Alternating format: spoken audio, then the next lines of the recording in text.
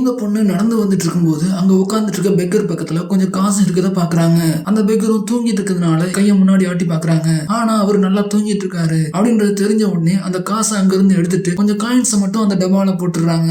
அந்த டைம் அந்த பெக்கரும் எழுந்துகிட்டாரு. அவருக்கு பாய் சொல்லிட்டு அங்க இருந்து கிளம்பி போயிடறாங்க. பாக்கெட்ல இருந்து இன்னும் கொஞ்சம் காசு எடுத்து அதே இடத்துல வச்சுட்டு அவர் திருப்பியும் தூங்கிடுறாரு. இப்ப இன்னொரு ஆள் வராரு. அந்த ஆள் வந்துட்டு ஒரு பேப்பரை கீழே போடுற மாதிரி போட்டுட்டு அந்த காசையும் சேர்த்து எடுத்துக்கிறாரு. இவர் மறுபடியும் இன்னும் கொஞ்சம் காசை எடுத்து அந்த பாக்ஸ் பக்கத்துலயே வச்சிடறாரு. இப்ப இன்னொருத்தர் அவசரமா எங்கேயோ போயிட்டு இருக்காரு. அந்த அவசரத்துலயும் இவர் காசை பார்த்த உடனே இந்த மாதிரி காசை வெளியில வைக்காதீங்க, யாராவது எடுத்துக்க போறாங்க அப்படின்னு சொல்றாரு. அந்த காசை எடுத்து பாக்ஸ்ல போட்டு இவரும் கொஞ்சம் காசை கொடுத்துட்டு அங்க இருந்து கிளம்பிடுறாரு. இப்பதான் தெரிய வருது இவங்க 3 பேருமே இந்த கம்பெனிக்கு இன்டர்வியூக்கு வந்தவங்க. இந்த வயசான பெக்கர் மாதிரி உட்கார்ந்துட்டு இருக்காரு இல்லையா, இவர் தான் இந்த கம்பெனியோட ஓனரு. இவங்க 3 பேர்ல யாரு ரொம்ப லாயலா நல்லவங்களா இருக்கிறாங்க அப்படின்றத டெஸ்ட் பண்ணி பாக்குறதுக்காக தான் இந்த இன்டர்வியூ டெஸ்டே வச்சிருக்காரு. இந்த டெஸ்ட்ல 3ஆவதா வந்தார் இல்லையா, அவர் தான் பாஸ் பண்ணிருக்காரு.